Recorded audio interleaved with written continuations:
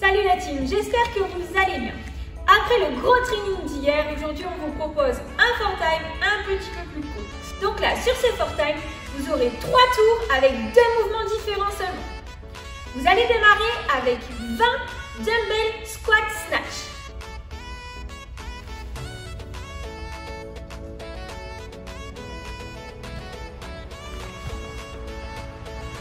Donc là, pour réaliser un dumbbell squat snatch, vous allez récupérer une dumbbell que vous allez placer entre les jambes.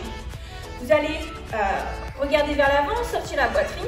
Puis dans un premier temps, vous allez pousser en jambes, engager les hanches, hausser l'épaule, garder la charge proche du corps, développer la charge au-dessus de la tête et venir passer en squat.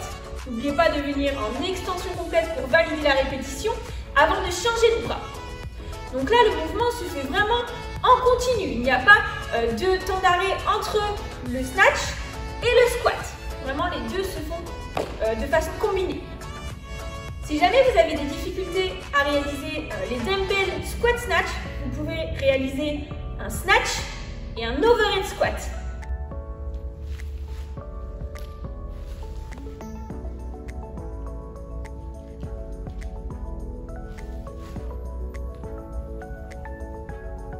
Donc là, au final, ce sont les mêmes points de performance que le dumbbell squat snatch, sauf que là, vous allez détailler donc le mouvement. Vous allez d'abord réaliser un snatch, donc amener la charge au-dessus de la tête jusqu'à extension, puis après, vous allez réaliser le squat. Donc on casse bien la partie des genoux et on revient bien en extension complète avant de relâcher la charge. Pour les personnes qui auraient des difficultés à réaliser justement les overhead squats, on vous propose aujourd'hui de réaliser un snatch plus un overhead lunge à la place des dumbbell squat snatch.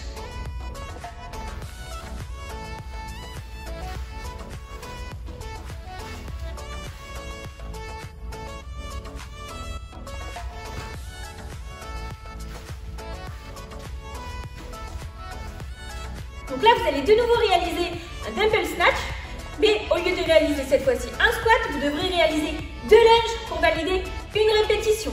Donc là, le lunge, vous avancez la jambe, le genou touche le sol, on repousse jusqu'à extension, on ramène la jambe en position initiale et on alterne 2 jambes. Donc là, droite, gauche, ça fait une répétition. Donc là, 20 dumbbell squat snatch, ou en adaptation des snatch plus l'overhead squat, ou en adaptation encore des snatch plus overhead lunge. Après ces 20 répétitions, vous partirez sur 20 burpee facing.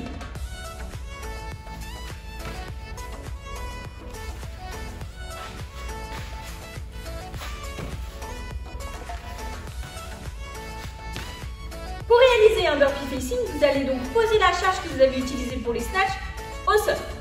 Puis vous allez devoir réaliser un burpee face à cette charge. Le burpee, vous allongez totalement au sol afin que la poitrine retouche le sol.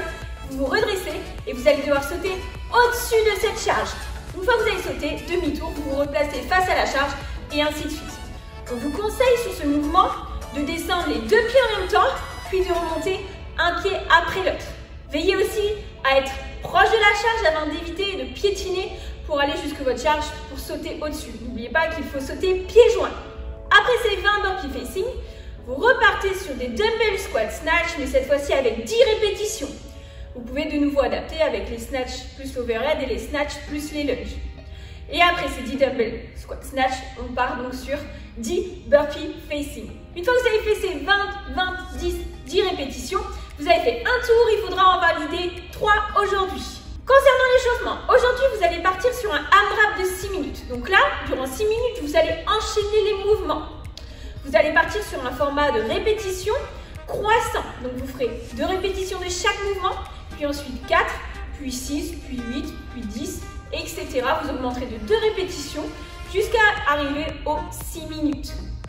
Les mouvements sont les suivants. Donc vous démarrez avec 2 inchworm push-up.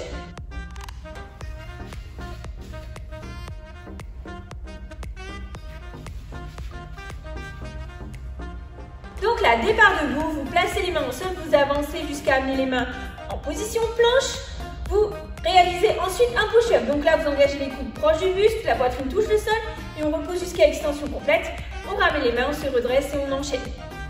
Si jamais vous avez des difficultés à faire les push-ups sur les pieds, dans ce cas-là, vous posez les genoux au sol et vous réalisez le même mouvement. Après ces 2 inchworm push-up, vous partirez sur 2 curtsy squats.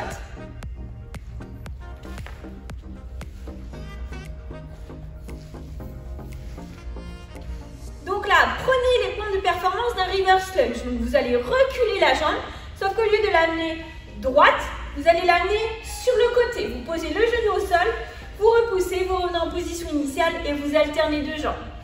Après ces deux curtsy squats, vous partirez sur 30 jumping jacks.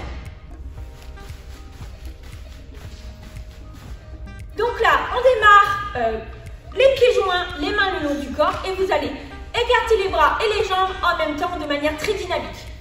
Donc là, vous l'aurez compris, vous avez deux mouvements sur lesquels vous avez un nombre croissant de répétitions et un mouvement sur lequel vous avez un nombre de répétitions fixe. Donc 2 inchworm push-up, 2 curtsy squats, 30 jumping jacks. Ensuite, on passe sur 4 inchworm, 4 curtsy, puis 30 jumping jacks. Et vous augmentez le nombre de répétitions des inchworm et des curtsy squats de 2 répétitions à chaque tour. Une fois que vous avez fait vos 6 minutes, vous pouvez partir donc sur le WOD. Échauffez-vous sur le dumbbell squat snatch et sur le burpee facing. Et ensuite, ce sera parti pour faire le meilleur temps possible sur ces 3 tours. Voilà, j'espère que l'entraînement va vous plaire et on se dit à très vite.